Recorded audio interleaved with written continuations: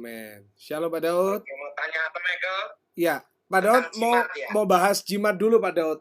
Nah, Iya. kan dari dulu masalahnya kan selalu gitu. Ada orang yang soalnya kapan hari itu ada jemaat di gereja Pak Daud. Itu dia itu datang dan dia itu minta dia menyerahkan bukan penyerahan anak tapi penyerahan jimat. Dia bilang pernah diliatin sama orang, terus ini katanya udah cocok tanggal lahirnya, ini cocok sama kamu, terus hasilnya dibawa terus ngerasa nggak enak terus Pak. Itu gimana Pak? Gini, Michael. Jimat itu ada dua jenis. Iya Pak. Jimat yang dalam tubuh, artinya jimat itu ditanam di dalam badan. Iya. Atau kedua, nomor dua adalah jimat yang di luar badan.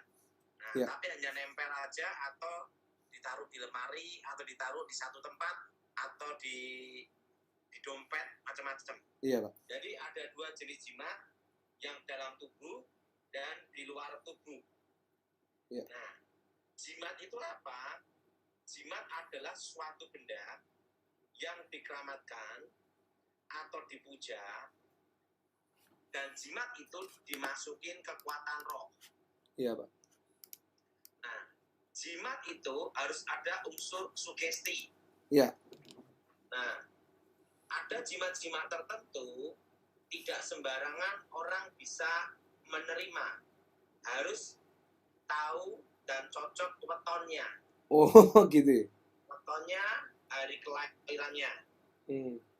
Terutama itu jenis-jenis jimat yang unsur logam, Michael. Iya Pak. Jadi jimat yang unsur logam sama unsur batu. Nah, Iya. itu dilihat dari hari kelahirannya.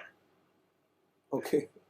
Jenis kekuatannya di mana tuh, dan cocoknya lahir weton apa, tanggal apa, Iya. atau hari Sabtu, Rebo atau Kamis gitu. Wih. Nah, kebanyakan kalau lihat dari weton hari kelahiran dari Jawa, itu yang weton Sabtu Pahing, Iya. itu bisa menerima jimat apapun juga. Karena itu weton yang paling tinggi. Iya. Nah, 99. Iya. Nah, itu weton saya, Michael. Bapak Daud kok berani ngomong? Karena ada darah Yesus, Pak. Iya, jadi weton saya itu paling tinggi untuk menerima kekuatan mistik apapun. 99. Waduh. Nah, jimat, nah itu Michael ya. Iya Pak. Itu ada tingkatannya. Iya. Tapi semua itu ada kutukannya. Nah, jimat pertama yaitu dari sedotan. Iya. Mungkin bahasa ini agak aneh, Michael. Iya. Sedotan. Iya. Arti sedotan tuh disedot. Jadi kebanyakan pakai media pusaka atau bantuan jin. Iya. Misalnya ada pusaka di kuburan. Iya. Nah, dia pakai pusaka juga, keris atau tombak. Iya. Atau minta bantuan jin baca mantra. Nah, itu langsung jimat itu muncul dari dalam tanah.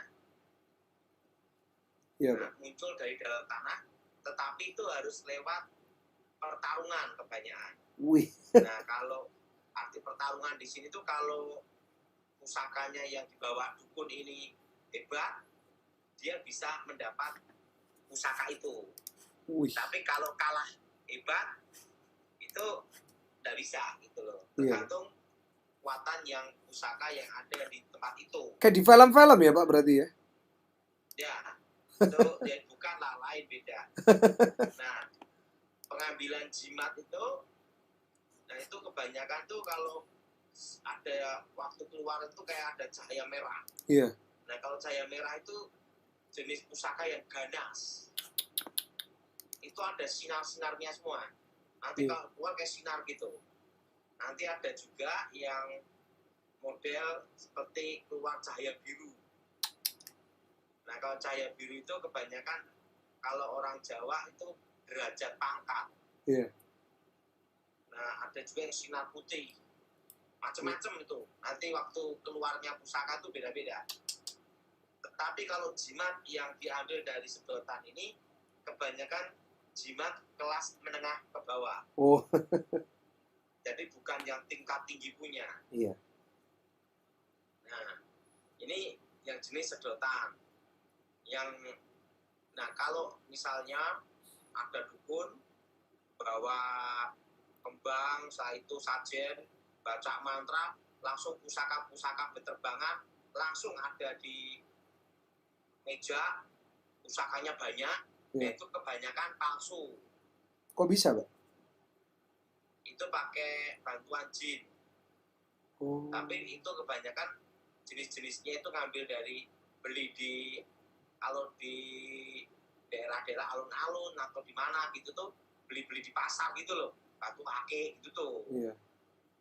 Nah itu kebanyakan palsu. Oke. Jadi kalau yang jimat yang asli itu waktu keluar pasti keluar cahaya. Oke. Nah, tapi kalau ada yang action megang gini tetap ada batu ake, batu keris, nah itu kebanyakan Iya. itu palsu. Iya, Pak. Nah, kenapa kebanyakan palsu? Karena semua jimat yang keluar dari alam gaib atau keluar dari tanah itu pasti keluar sinar. Iya. Nah kalau tiba-tiba langsung langsung dapat batu akik keris gitu tuh. Nah, kebanyakan deh ya. Iya, Pak. Kita ngomong kebanyakan, Iya. kebanyakan tuh palsu. Iya.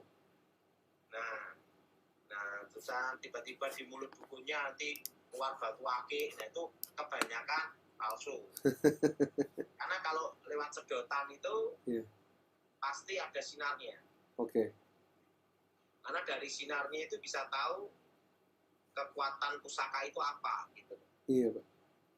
Nah, kebanyakan pengambilan itu jam 12 malam. Nah, yang kedua itu jimat itu banyak jenisnya, Metro. Iya. Yang kedua jimat yang apa tuh? Yang dibuat. Iya. Nah, kalau berupa tulisan kayak tulisan mantra Iya, gitu, iya. itu kebanyakan disebut jimat pelindung, jimat macam-macam. Nah itu kebanyakan itu kekuatannya hanya 40 hari maksimal 1000 hari. Iya. Ada masa expire. Iya. Itu kebanyakan yang ditulis. Iya, Pak. Nah setelah itu ada namanya pengisian, karena jenis pengisian. Nah setelah itu pengisian ada juga kalau keris itu empu, kalau bikin tapi empu ya, Iya. zaman dulu ya. Iya, Pak. Ya itu kan harus baca mantra, saat bertapa, olah batin, olah rasa. Nah itu kekuatan pusaka itu waktu roh itu masuk, ya Michael ya. Iya, iya. Nanti digunakan keris untuk apa, kekuatan apa gitu ya, Michael Iya, ya. iya. Nah itu kekuatannya sampai 100 tahun. 100 tahun? Kalau udah mati orangnya, Pak? Ya itu makanya setiap 100 tahun itu pasti ada pusaka baru yang muncul, yang hebat. Nah setelah 100 tahun itu kekuatan menurun. Iya. Nah makanya ada namanya itu kalau dalam ilmu batin sebelum saya tobat itu dibangun, artinya dimantrai, dirawat, setelah itu kekuatannya, mistiknya supaya dijaga, supaya tetap ada. Iya. Itu setelah di atas 100 tahun kekuatannya menurun. Iya. Nah, ada masa expired. Iya. Nah, makanya pusaka itu ada kayak masanya gitu loh. Iya, Pak. Makanya pusaka itu setiap era 100 tahun itu ada pusaka-pusaka baru yang muncul gitu loh. Iya. Nah, pusaka ini gitu loh. Iya, Pak. Itu kalau era-era zaman kerajaan, itu yang beritahu kakek saya. Itu setiap 100 tahun muncul pusaka baru. Nah, kalau sekarang ya mungkin tidak kayak dulu lagi itu, Michael. Iya. Karena apa? Udah banyak makan KFC. Karena Iya. apa? Zaman dulu kan untuk gitu tuh kan harus bertapa, tidak makan, tidak minum. Iya. Nah, kalau orang zaman sekarang tidak makan 3 hari, lihat KFC, tidak tahan makan. Benar, Pak. Jadi banyak macamnya gitu ya, Pak ya? Macamnya banyak. Tapi kalau pusaka yang dibuat empu, setelah itu dia lewat olah rasa namanya ya, olah batin. Nah, itu sampai 100 tahun. Tapi setelah 100 tahun, kekuatannya menurun. Iya. Makanya kan ada pusaka waktu zaman kerajaan zaman dulu hebat-hebat. Iya. Nah, setelah dibawa di museum, kan jadi seperti biasa-biasa.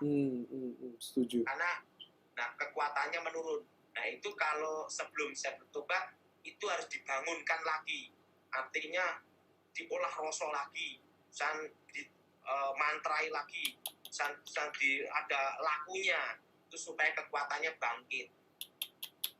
Tetapi itu tidak bisa sehebat pada waktu awal. Kok bisa, Pak? Ya ada masanya kan. Oh iya, ada 100 tahun itu ya.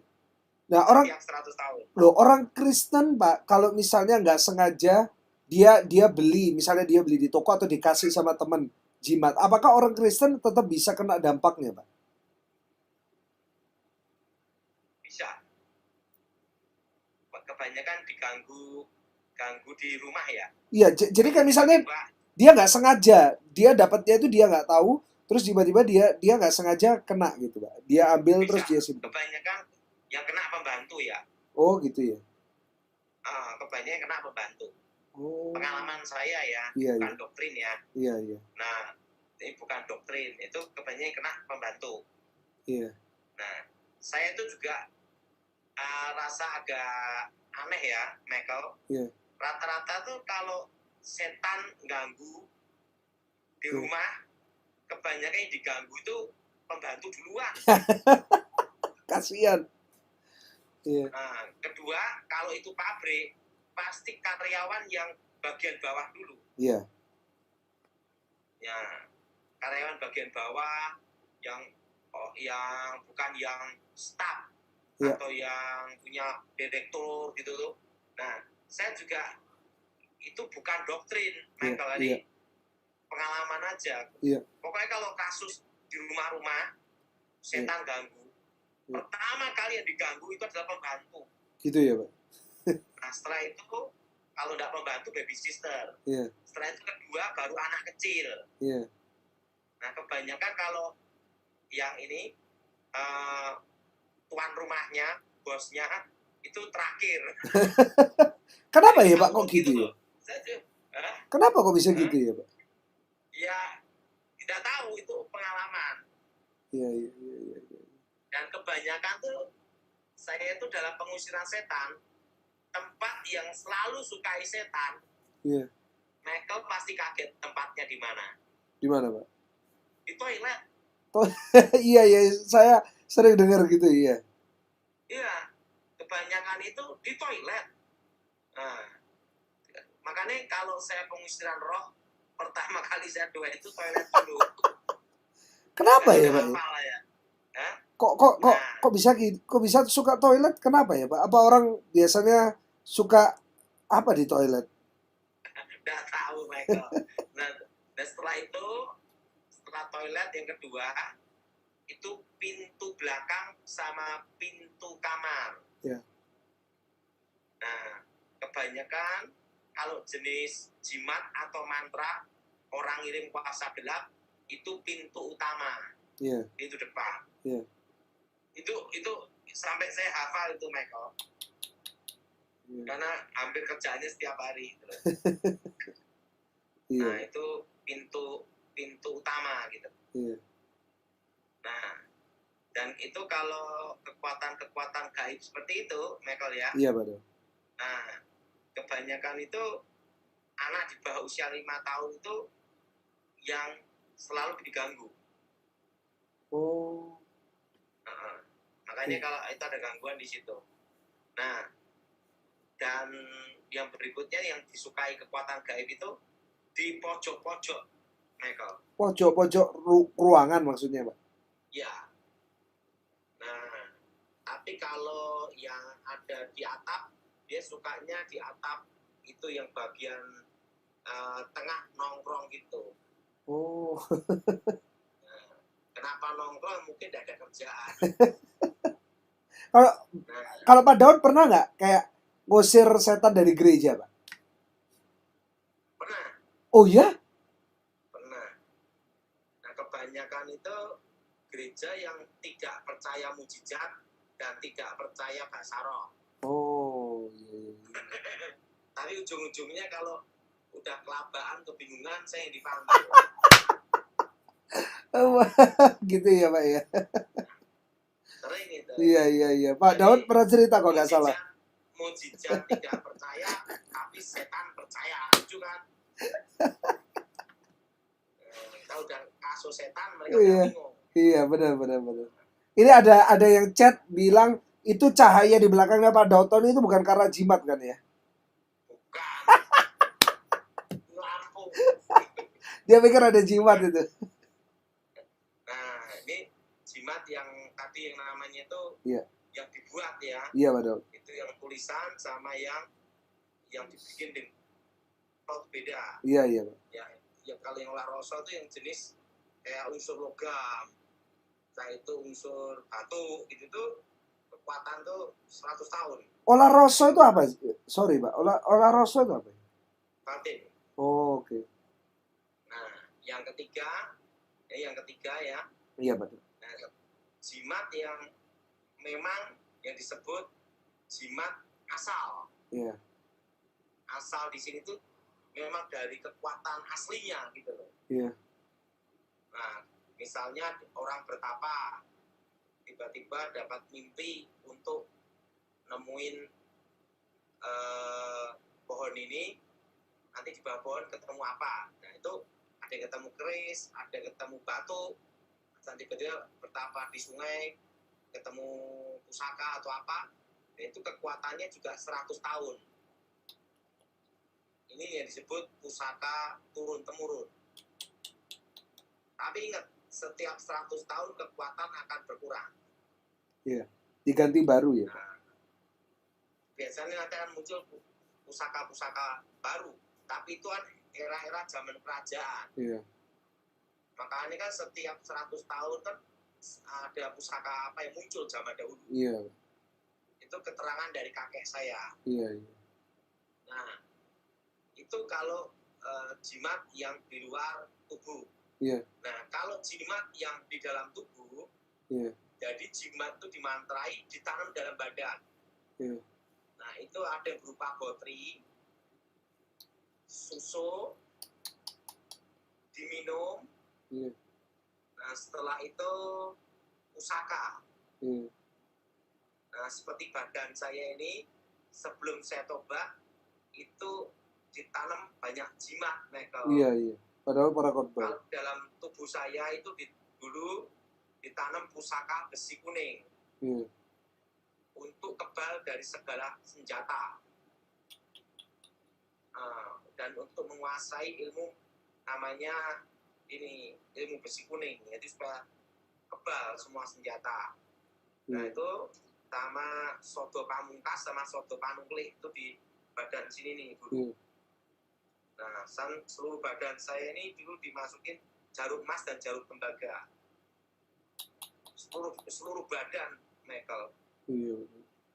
Nah makanya dulu sebelum saya bertobat, rambut tidak bisa dipotong.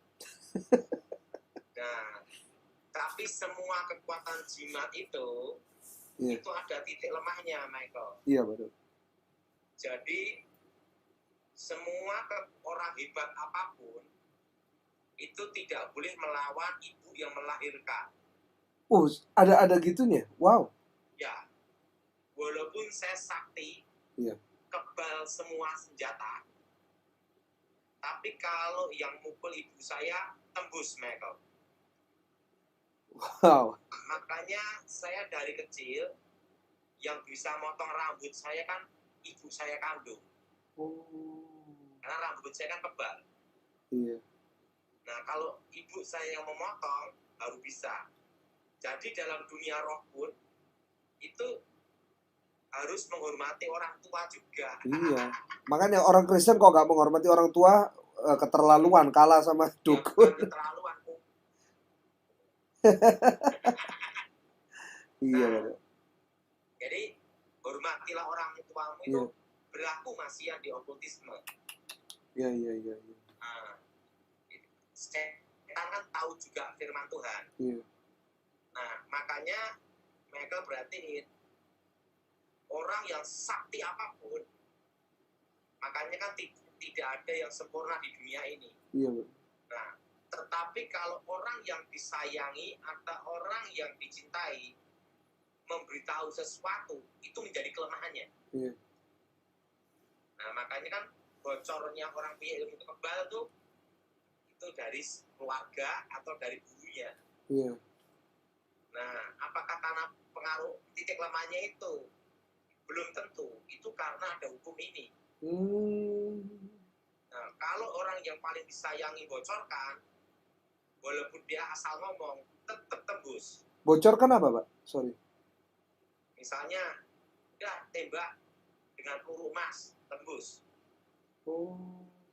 Misalnya, Asal orang yang disayangi ngomong, kalau ngomong ke orang yang nembak, suruh nembak pasti tembus. tembus. Oh, Peluru gitu, Pak. emas. Oh, Padahal sebelumnya ditembak peluru perak, peluru emas, dan mempan. iya. Tapi kalau orang tuanya ngomong, udah kamu tembak dengan peluru emas, tembus langsung. Wih, saya baru tahu ada kayak gini. Makanya percaya atau tidak, orang semakin ilmunya tinggi, kekuatan batin, kekuatan kanuragannya, itu dia justru sangat menghormati orang tua. Iya. Karena apa? Pada waktu orang itu melawan orang tua, maka kekuatan pusaka jimat yang hebat dalam badannya pun itu akan terkena titik kelemahan. Jadi, Wow. makanya percaya atau tidak, mereka berarti rampok sakti apapun, dia kebal senjata, pembunuh sadis dan kebal senjata. Iya. Tapi dia pasti menghormati orang tuanya sungguh-sungguh. Iya. Nah, setelah orang tua, gurunya. Iya. Nah, jadi di okultisme tentang penghormatan orang tua itu ada gitu loh. Iya, Pak. Nah, makanya terutama tuh kalau di okultisme itu ibu. Iya. Makanya orang sakti itu takutnya sama ibunya. Iya. Kalau ibunya bertobat berarti gimana, Pak? Kalau ibunya misalnya percaya Tuhan Yesus terus suruh anaknya ini percaya Tuhan Yesus gimana? Gini ya, hidup kan pilihan. Kebanyakan tuh kalau orang punya ilmu batin seperti saya, jadi gini, dari kecil kita tuh diajarkan tidak boleh melawan orang tua. Iya. Kalau tidak setuju, diem. Iya. Tapi nggak dijalanin. Oke. Iya. Sampai sekarang saya gitu. Iya, benar. Nah, jadi itu jimat dalam badan. Iya. Nah, kekuatannya ini seumur hidup. Oke. Nah, kalau tidak dilepas, itu susah mati. Iya. Nah, seperti saya, kalau saya ini belum bertobat, kalau saya mati, jasad saya, mayat saya ini tidak bisa kembali ke tanah. Maksudnya nggak bisa dikubur? Enggak, artinya badan itu tetap gini terus, tidak bisa menyatu dengan tanah. Oke. Karena tubuh saya sebelum bertobat kebal segala senjata. Iya. Jadi ibaratnya itu kalau dalam dunia sekarang jadi mumi gitu. Tapi muminya ini bukan karena ramuan atau obat, Iya. tapi karena kekuatan pusaka. Iya. Jadi waktu Pak Daud bertobat itu semua dipatahkan sama Pak Gilbert. Iya, keluar semua. Wow. Makanya dari tubuh saya kan keluar pasir emas, pasir tembaga, hancur. Iya, iya, iya. Dan sekarang kan saya jadi manusia biasa. Dipakai Tuhan luar biasa tapi. Tapi semua itu kan adalah anugerah Tuhan Amin, aja. amin. Nah, kalau jimat keselamatan itu mengambil keselamatan dari anak cucunya. Hah? Jadi setan itu bukan pencipta. Iya. Jadi misalnya nabrak mobil selamat, tapi nabrak kereta api tetap mati. Ada Iya. batasnya, Michael. Oke. Nah, itu keselamatan anak cucunya dipindah ke orang tuanya. Wow. Itu nanti banyak anaknya banyak kena sial. Oh. Dan kebanyakan banyak kemiskinan. Egois ya Pak, kayak gitu ya. Nah, kebanyakan tuh kan sebelum saya bertobat itu tidak dikasih tahu resiko gini nih. Nah, setelah kita terjun, kita tahu, bingung cara keluar. Waduh, duh. Iya, iya, iya. Makanya dulu saya dianjurkan tidak boleh menikah. Iya. Nah, tapi setelah bertobat saya menikah. Puji Tuhan. Nah, jadi kalau jimat itu jenis pengarisan, itu mengambil rezeki-rezeki anak cucunya. Wih. Nah, begitu orang tuanya mati, anak cucunya kerja apapun sial semua. Meskipun anak cucunya udah percaya Tuhan Yesus. Nah, yang percaya Tuhan Yesus terbebas dari kutukan itu. Oh, oke. Jadi, keselamatan itu kan anugerah dan pribadi. Men. Iman itu kan pribadi. Iya, Pak. Iya, Pak. Nah, jadi semua unsur-unsur jimat itu mengambil kekuatan, mengambil dari keturunan. Makanya kutuk itu selalu dari atas ke bawah. Iya. Makanya tidak ada kutuk tumbal mertua. Kalau ada kutuk tumbal mertua, maka menantu-menantu yang sakit hati, Michael. Aduh, iya. Michael, Iya, Pak Daud. Michael, Iya, Pak Daud. Halo? dengar nggak semua? Saya dengar, Pak. Yang dengar angkat tangan. Halo? Halo? Tes. Halo, Michael, Halo? Michael. Halo, Pak Daud? Jadi gini, Michael. Iya, Pak Daud. Iya.